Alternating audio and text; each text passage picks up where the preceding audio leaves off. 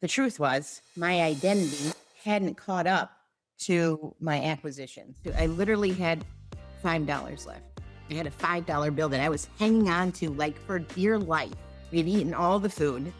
And I thought, I had a 2-year-old son at the time, how am I going to feed him tonight? Like tonight. And something inside of me just said, no, that is not going to be my life. And I just immediately got in my car. I put my son in his car seat. I drove to the nearest gas station and I gave away my last $5. Wow. And in that moment, it was like I had a huge identity upgrade. Like that's not going to be my life. Welcome to another episode of the STR Sisterhood. I'm your host, Stacey St. John, and I am so excited to be spending some time with you today. Now, before we jump into this episode, I'm going to share a quote with you that I recently read. And it says, "Courage starts with showing up and letting ourselves be seen." Those awesomely inspiring words come to us from American author and philanthropist Brené Brown. Now, in this episode, I am sitting down with Elle Anderson, and she is sharing all about her journey, how she's lost all of her money twice, and what she did to regain her path forward. This is a powerful episode and one that I really want you to take to heart. So without further ado, let's jump into my conversation with Elle. Elle, thank you so much for being here. Thanks for having me. It was so lovely to meet you in the STR conference. Yes. So for anyone who's listening or watching, Elle and I actually met a few weeks ago at a conference, and I knew from the get-go, wow, this lady is a powerhouse. And I was already thinking when I met her, okay, I've got to have her on the podcast. And then I had a secondary conversation, just an aside conversation, and Elle shared a small snippet of her story with me. And I was like, OMG, how quickly can we get you on the podcast? This is an amazing story that I think is important for folks to hear. So Elle, again, just really appreciate your willingness to come on here and talk about these things. My pleasure. My pleasure. And, Stacey, I just want to say, I don't think people realize how much work a podcast is and how you do it just to help women. And you're so sincere, and that's rare. And I really want to say, I just love that about you. Thank you. I so appreciate that. It is a labor of love. And I will tell you, when I first started the podcast years ago, someone had shared with me, oh my gosh, it's so easy. You just spend an hour recording and then that's it. And they were liars. Yes. But it is so fun. It is so fun. I absolutely love having women be able to share their story and help one another. And, for me, that's what lights me up. It's being a conduit of information for folks, right? So, and I'm really excited for folks to hear your story. One of the things that I knew the moment that Elle had shared this with me, and I'll just say that Elle shared with me in a private conversation that she had lost all of her money twice.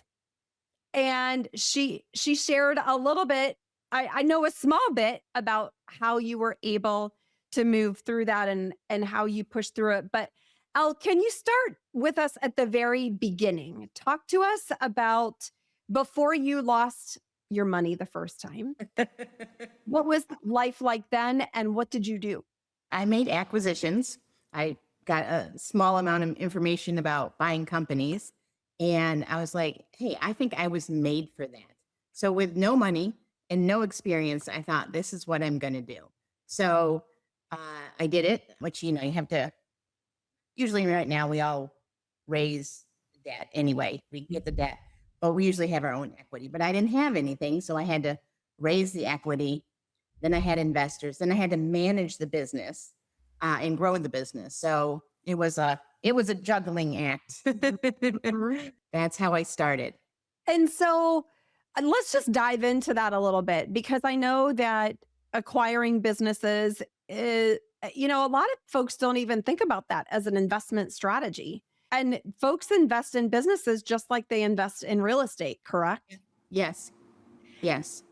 And so when you felt like, okay, I'm entering into something brand new that I have a little bit of information about, how did you navigate that? How did you learn what to do? How did you learn how to juggle all of those things like raising the equity and, having investors and running the business? How did you get up to speed? Well, I found people that had experience and I took them on as partners. So I had partners advising me and I I learned a lot of lessons. This was a long time ago. And flash, I am not in my 20s anymore. Like this might be a shock to people, but I am not. um, so I would run an ad in the Wall Street Journal, for my investment. And then people would respond, like just a little ad, but they were expensive even back then. And no one would invest. And so then I didn't have any more money to run ads because they were expensive. So I just kept sending new deals to the same people. And lo and behold, I got several investors that eventually one invested almost $1 million. So Wow. yeah, that made me realize the power of follow-up. Like Mm. follow-up is so powerful, having that connection and that trust built up before people can actually invest with you. So I'm just curious, what types of businesses were you acquiring, or were they all different types of businesses? We're all different types. Okay. Um, yeah, I've owned everything from a car wash. I had a gas station, deli. I had a trucking business, roof tile business, also other commercial real estate, different types of businesses over the years. That is so fun. For any of you watching or listening, thinking, okay, I thought this was a short term rental podcast. I will get to it. Okay, I will get to it. I think it's important to understand this backstory, and it's fascinating to me. I want to circle back on something you just mentioned about the importance of follow up.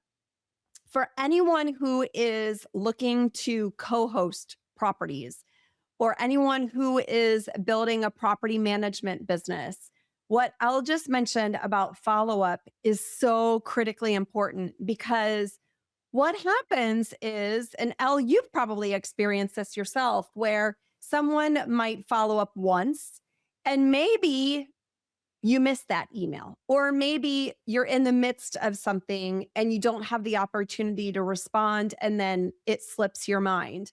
Most people will stop following up. And in the world of sales, you make your money in the follow up, no doubt about it. I'm curious, when you followed up with folks, did you have a specific approach? Were you asking their opinions or feedback on the deals? Were you asking what are next steps? What did the structure of your follow ups look like? So sadly, probably not as sophisticated as they would be now. But back then, I would just keep sending them more of my deals so that they would see the deal flow, right? And a lot of the Mm, follow up, I think, is building that trust, right? Like when they first, like, we don't know, like, because they're investing in not only in the business, but also in you. So building up that trust. And then they see that, oh, she's doing a lot of deals. That might have been their perception more than accuracy. I looked at a lot of deals. And so I would send them. And then eventually they were like, okay, like this is real. This is something we can get behind. And like my team was pretty impressive. I was not, but my team was pretty impressive. And so that really helped build credibility and then the trust part in the follow up. So my follow up back then, sadly, was literally just, I'm sending you another deal that I'm doing. mm, mhm, mhm. Interesting. And so you had investors that ultimately began investing with you. Talk to us about the first time that you lost the money. So I had the great fortune of losing everything twice. And I say it that way because I think a lot of successful people do a lot of the right things, but they don't know exactly what they're doing. Right. So Mm, they're because I've had to build back from both losses, like I know exactly. So there's no question in my mind. So that, and I know you talked about mindset, and mindset and your identity is Mhm. really the key factor because your level of success will rise or fall to whatever you believe it was. Yep. And so the truth was my identity hadn't caught up to my acquisitions. Like it just, Mm. and so in my nervous system, so no matter what happened, I was probably going to lose it because I just began worrying about losing it. And where you put your attention is where your energy goes and that grows. So I was really good at worrying. And so that just made bad things happen. Mhm. And so the second time I lost it, I got down to, I literally had $5 left. I had a $5 bill that I was hanging on to like for dear life. And we were literally out of food. We'd eaten all the food. And I thought, how am I going to feed? I had a 2-year-old son at the time. How am I going to feed him tonight? Like tonight. And I was like, do I go on food stamps? Like I didn't even know where to start. Like, who do you call? Like that had never been part of my life. So I didn't know what to do. And something inside of me just said, no, that is not going to be my life. And I just immediately got in my car. I put my son in his car seat. I drove to the nearest gas station and I gave away my last $5. Wow. And in that moment, it was like, I had a huge identity upgrade. Like, that's not going to be my life. Mhm. And by the time I got back home, a friend of mine who I hadn't shared any of these financial problems with had left 2 bags of groceries for me. Hey, friends, a quick pause. If you were at our STR Virtual Summit for Women this year, you might remember me introducing a company called Future Stay. And if you missed it, let me catch you up real quick. Future Stay is an all in one platform that helps short term rental hosts like us grow beyond Airbnb. Think direct bookings, your own website, revenue tools, the works. I was just so impressed when I found them that I brought them to the summit, and now we're cooking up something together for this community. I can't wait to give you all the details, but here's what I'll say. It has to do with one of the most overlooked ratings on your Airbnb listing and how it's quietly costing you money. Trust me, you are gonna want to hear about this. And in the meantime, go check out FutureStay at futurestay.com/Stacy. Again, that's futurestay.com/Stacy. I mean, if that's not powerful and what I would call divine intervention, I don't know what is, right? Yes, yes, yes. And then things got so much better very quickly after that because I just shifted instead of all that worry. I was like, hey, I'm good at making things happen. I'm just good at making the wrong things happen. I bet I can be just as good at making the right things happen. Mhm. And so I would celebrate my success long before it happened. And it just kept Mhm. coming and coming and coming. That is so powerful. All right, I want to circle back to the worry piece because Yes. so many folks that I know are worriers. And I feel like worrying is one of the biggest wastes of energy ever possible because you end up putting out into the world what ultimately you're going to attract. Yeah. And I Which was is good at that. you're really good at that. I was really good at that. Yeah. Were you So always a worrier, or was there something about, hey, recognizing maybe subconsciously that your identity hadn't caught up with your level of acquisitions that you began to worry? Tell me about that. I think I was always a worrier. Okay. So yeah, that was just how I kept myself safe in my mind. And so I would just always, I'm a strategist. So I would always, figure out what's going on. Like I know, so I have a friend that is total zero situational awareness. Like I have like massive situational awareness at all Mhm. times because of my background. And so I was just always a worrier. And so, yeah, worrying, I think the best phrase I've ever heard is like praying for things to go bad. Hmm. And when I stopped doing that, my entire life changed. Mm. How did you learn to stop worrying? So, what I tell myself is because obviously it wasn't overnight. Like, that was a huge identity shift when I gave away my last $5. But all the worry didn't go away immediately. But when I would notice it, and then I would really focus on shifting it. Like, I Mhm. would change my state. I would jump up and down. I would do all the things to make myself feel better. And, I would start practicing what I wanted to happen instead of what I didn't want to happen. Because that's all what worry is. Worry is just thinking of things that you don't want to happen. Yeah. They haven't happened yet, but let's think about them and hope they come true. No. Right. Right. So I like erase all that, and I just retrain myself to focus on the positive, focus on how I wanted things to go. Yes. Yes. I always talk about AI and how important AI is, but I think of AI as something very different, not artificial intelligence, but instead awareness and intention. Mm. And I think it's fairly common that most people have no clue the volume of negative thoughts that are circling around in their mind each and every day because they've just accepted that they happen. And so I think the first step, as you just mentioned, into shifting behavior is being aware of what's occurring. Did you have someone teach you how to become aware? Did you read books? Did you go to masterminds? How did you learn this, or was it just happenstance? No, no, I definitely, when The Secret came out, I watched the movie, I read the book, like I had the audio book, like I inundated myself. I still worried and I still lost everything even after that because knowledge is only half the battle. Mhm. So after I got down to my last $5, then I was like, I can't do this. I think, having a child, I had been told I could never have a child.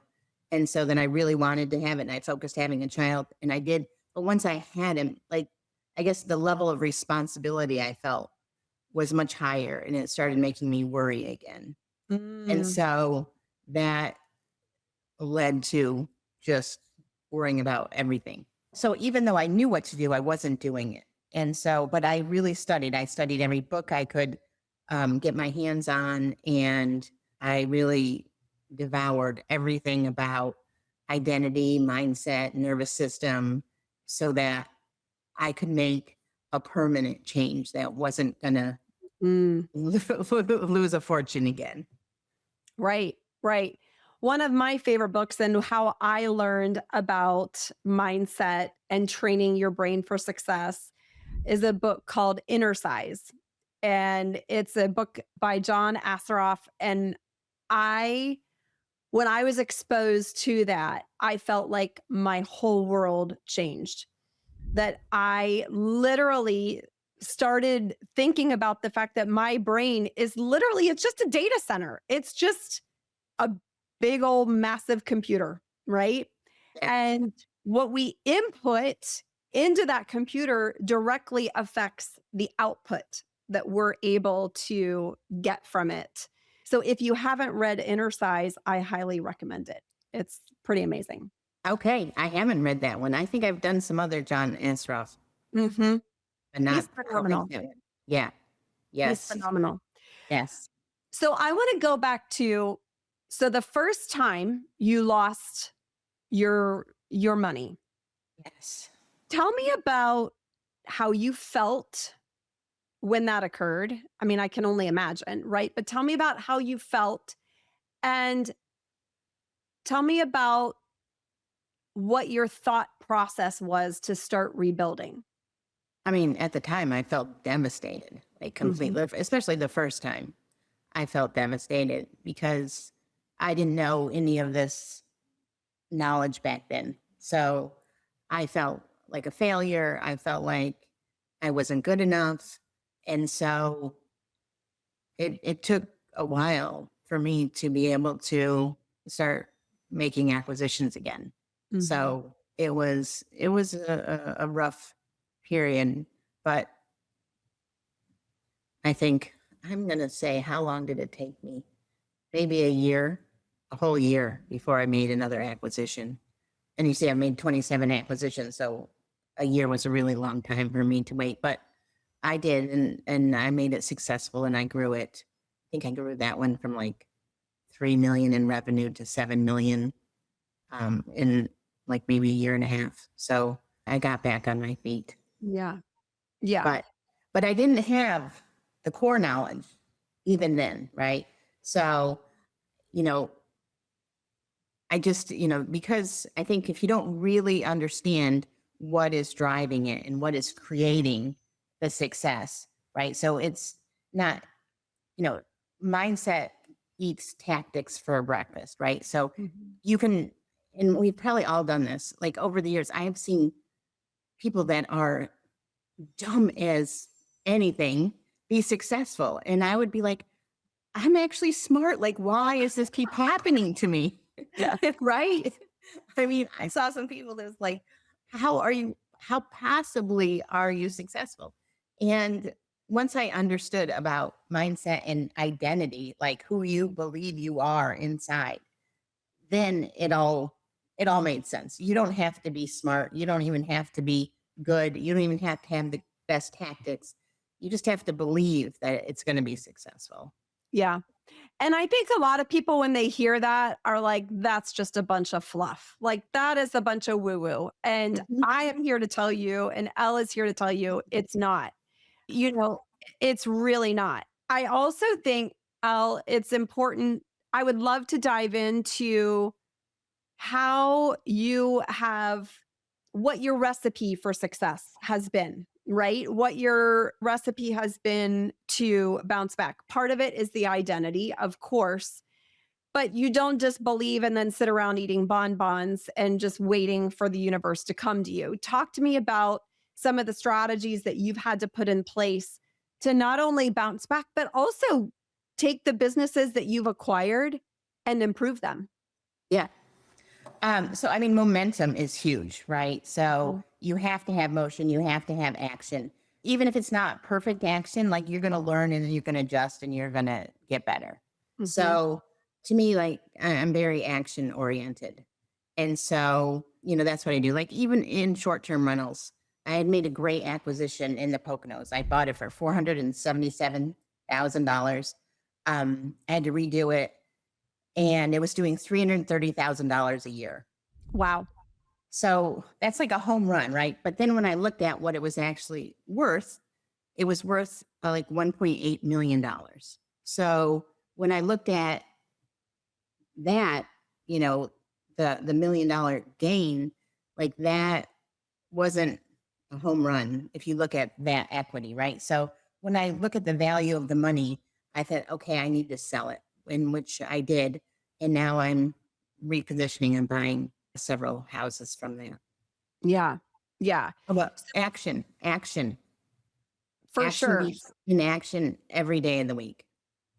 And I always tell folks, personally, I am a recovering perfectionist, right? And I also think that perfectionism is one reason why people don't take action because they're waiting to do something until they get that home run or it's a slam dunk or they know for sure. Another reason why people don't take action is they're afraid. They're fearful of making a mistake. They're fearful of losing money, Yep, right? And so it's safer to not take action. it is. I'm curious, how did you force yourself to take action even when it was hard? What did you tell yourself? What did you do?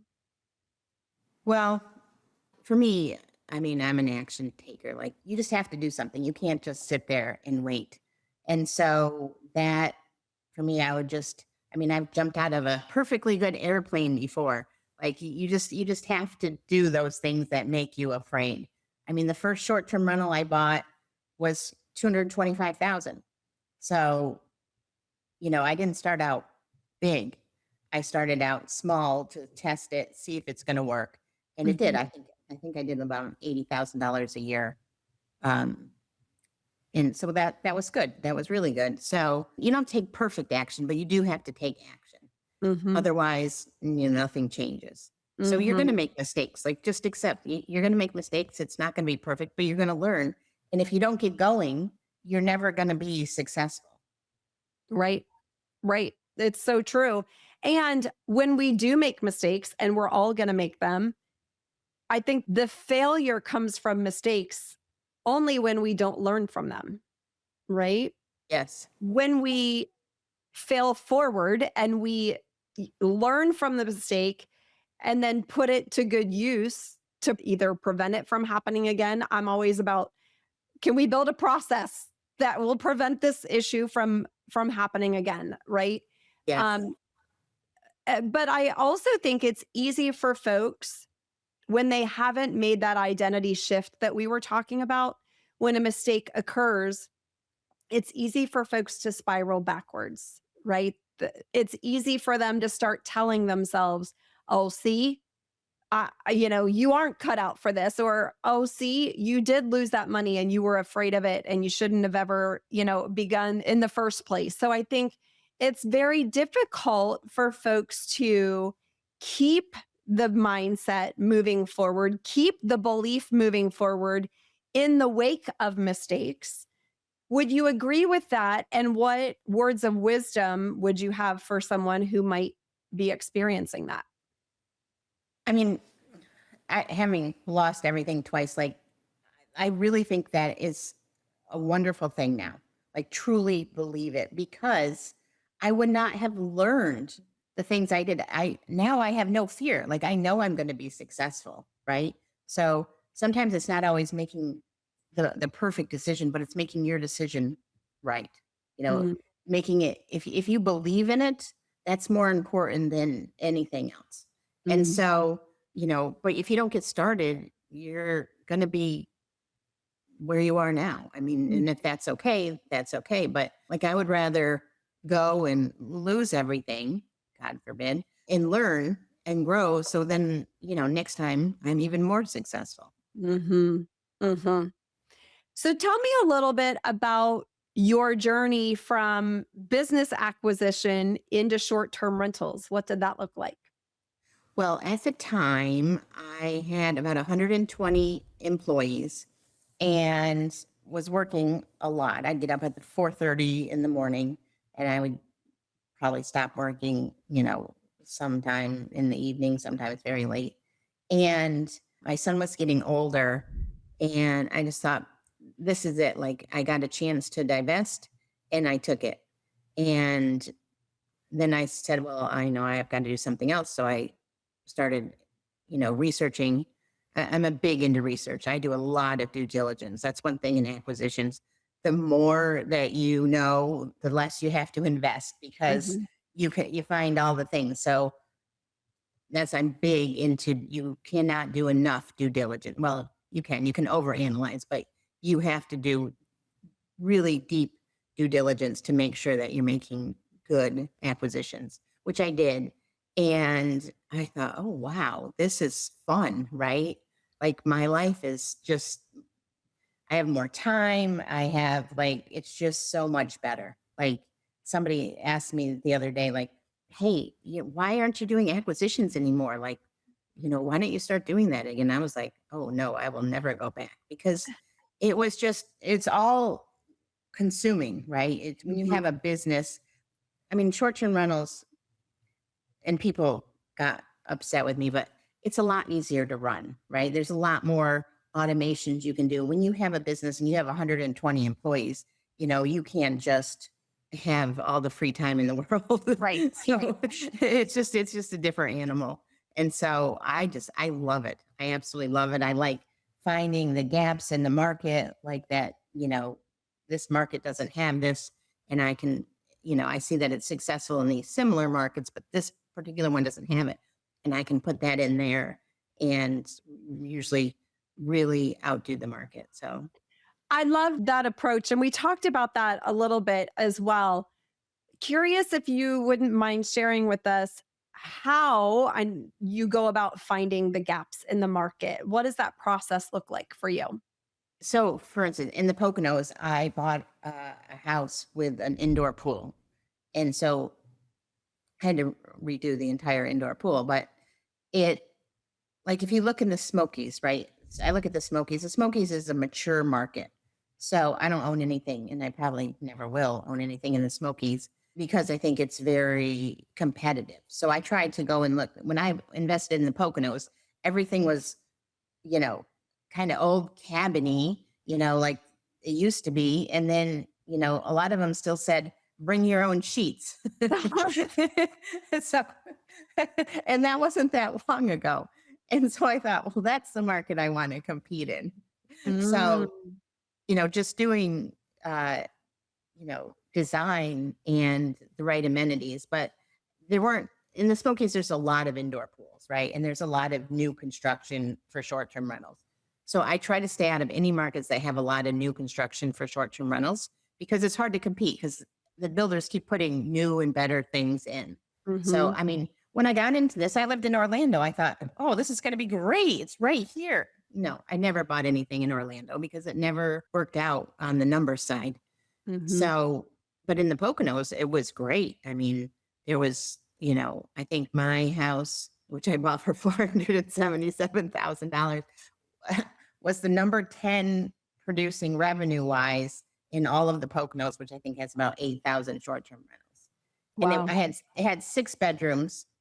It was also on a river, and it was a 1930s log cabin. But the number one house had like 50 bedrooms. So Oh, right.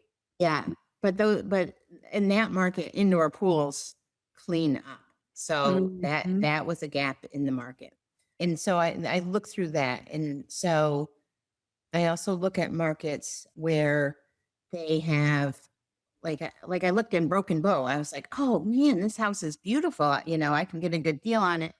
And then I looked and like, "Oh, all the houses are beautiful." Now they don't have any indoor pools, so I was planning on putting one in, but it's a little harder. Like, I like to go in markets where they're kind of the competition isn't as great, because then it's just easier to stand out. But it just Interesting.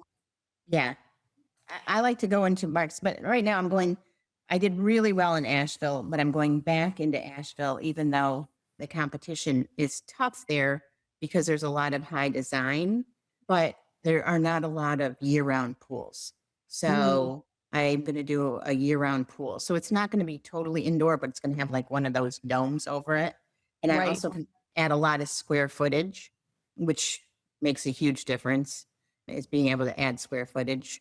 So there's a unfinished basement, that walkout basement. So I'm going to be able to add a lot of square footage that will make that property a home run. Yes.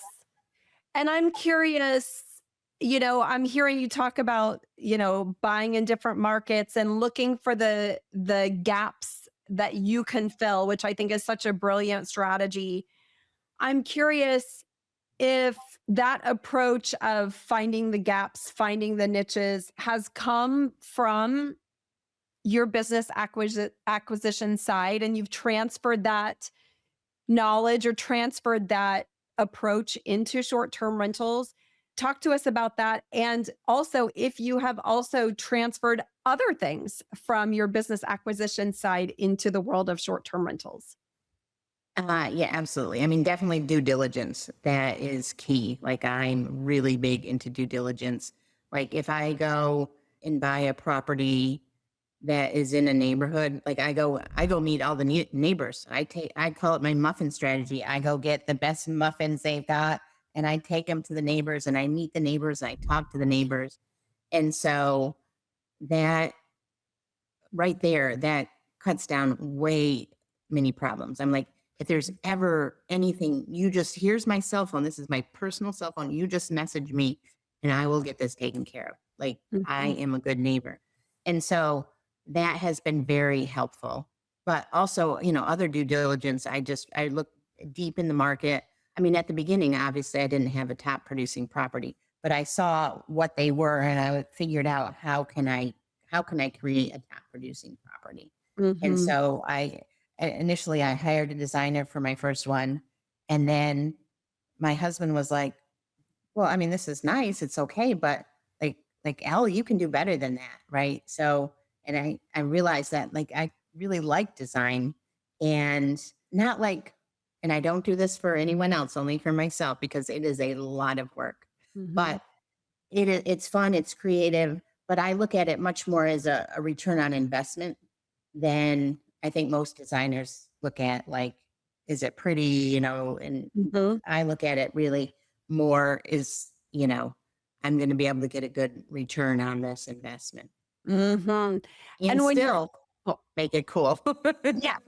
Are there certain aspects that you have discovered give you a solid ROI, like the year-round pool, Mhm. or the indoor pool? Anything else from a design perspective that you've seen work really well for you as far as being ROI producing?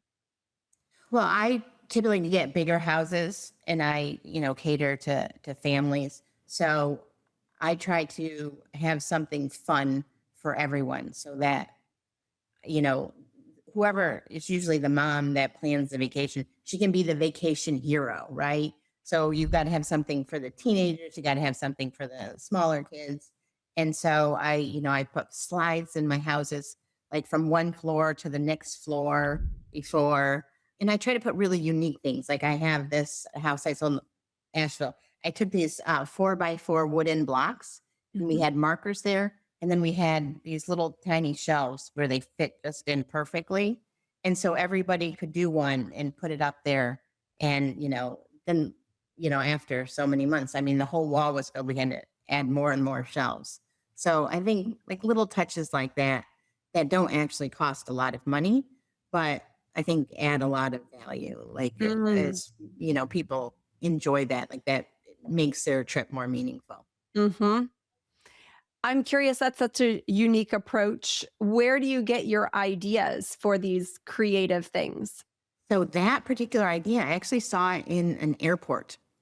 Huh. So yeah, I can't even remember the airport now, but I was walking through and they had like a school class come through, Mhm. and they all had done this on the wall. And I was like, oh, I could do that in one of my rentals. Mhm. And so then I tried it there and it was very successful. One time it was so successful, a couple times the cleaners forgot to put out the new blocks and people are like, we want to do the blocks. Where are the blocks? It's like, okay, we'll get you the blocks. We'll Don't get you some worry. blocks. We'll get you some blocks. Oh, that's so good. That's so good. Oh, I'm curious if someone is listening or watching and maybe is at a tough point in their lives and maybe isn't sure about their next step or maybe questioning themselves about previous decisions. What words of wisdom would you have for them? So study mindset, study John Asroff, study The Secret, study The Greatest Secret. Like, really get into that because all successful people do it. They don't all know they're doing it, but they absolutely 100% all do that. And so that's the foundation. And Mhm. so you can build things without that foundation. I've done it, but then it comes tumbling down. Mm. So I've seen, I mean, even successful people say, oh, that's not why I'm successful. It's because of this strategy. No, like this is the foundation. Yes, if you believe in that strategy and it's a good strategy, right? I mean, I totally believe in good strategies. Like I don't go into something with a bad strategy, but you have to believe it's going to work and you have to believe it's going to work for you. And Mhm. so that's where I'd say if you're there rock bottom or just not feeling good about yourself, like study that. Like that will change your world. Amen to And it can that. change quickly. Amen. All right, Elle, I am going to move to the lightning round. Okay. Okay. So I'm going to ask you some questions and just have you answer with the very first thing that comes to mind. First question is, where is your favorite place to vacation? Oh, wow. My favorite place to vacation right now, I just moved to Orange County in Southern California. And even though I live here now, at least part time, I love it. Like every day literally feels like a vacation. I got a 180-degree view of the ocean. I walk down like every street you walk down, you have an amazing view of the ocean. I am literally loving this place. That is so fun. Wow. 180-degree view of the ocean every day. That's not too shabby, girl. All But right. I'd say my second place would be Rome. I really love Rome. Oh, yes. I was in Rome for the first time last spring, and I said it reminds me of New York City, Italian style, so much to see, so much to do, so much cuisine. Oh my gosh. Amazing. Yes. Yeah. And so much traffic. I'm that mom on vacation where it's like, or we're on vacation, we're walking everywhere. Like Okay. we don't take anything anywhere. So we get a lot of steps in when we're on vacation, Okay. which Good to know. apparently is not that as popular with everyone else as it is with me. That's so funny. I'm an Uber girl, so Mm. I'll catch an Uber probably before I walk, depending on how far. Depending Yeah. on how far.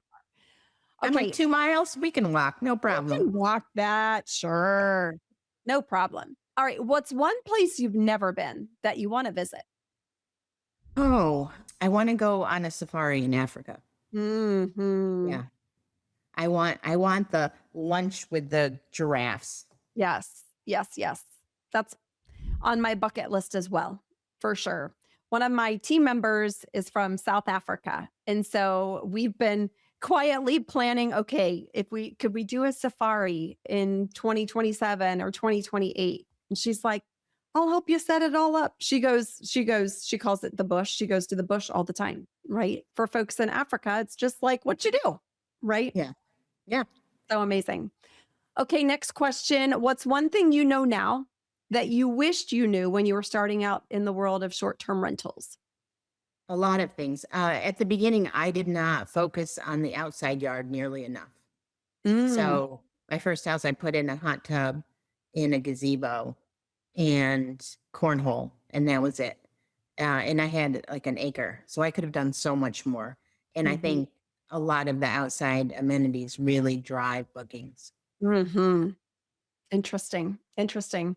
Okay, next question. What's the best piece of advice you've ever been given? Believe in yourself. I knew you were going to say that.